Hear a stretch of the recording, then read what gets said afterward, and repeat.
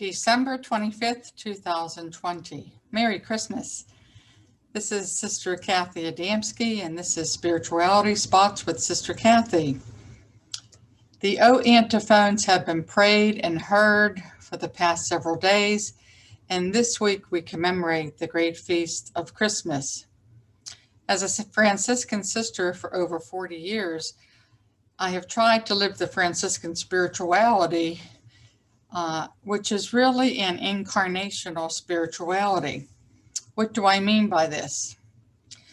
When I was on my annual retreat this year, I concentrated on the great thinker John Duns Scotus.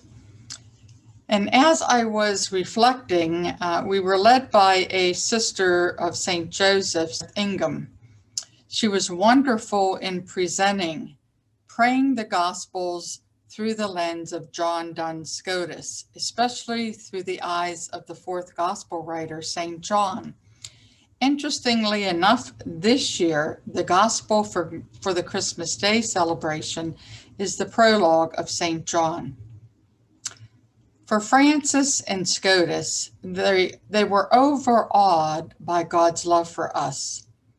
In 1 John chapter 4, verse 19, we read, Christ appears in and through all reality, in the beauty of creation, in the deepest human desires, in the Spirit's presence and inspiration.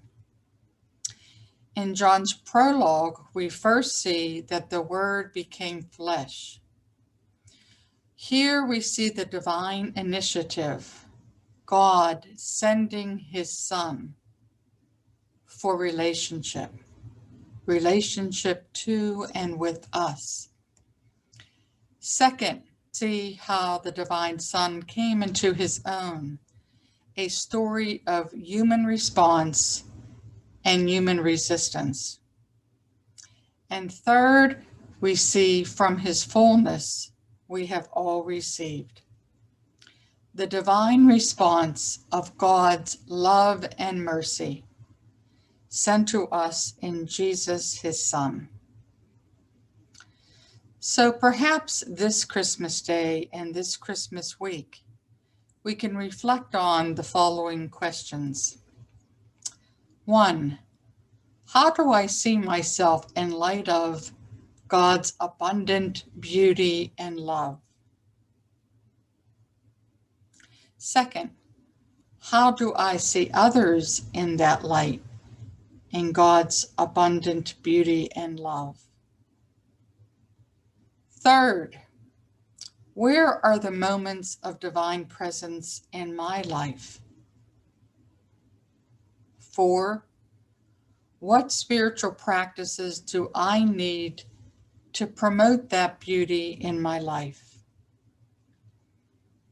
Next, how do I see my life to be like the Eucharist, pouring out God's generous love to a broken world? How might I enhance what I am already doing? Christmas is a time to be for family and friends, and I am aware that many cannot do so this Christmas. But take some time to think about Christmas Day and Christmas week, how very much God loves you, and that's why God sent Jesus, his Son. Franciscans believe that Jesus was sent not primarily to save us, but because God's love was so extravagant that God's love had to burst forth by sending his divine Son. May the peace of the Lord be with you this Christmas. May joy be in your heart. Merry Christmas.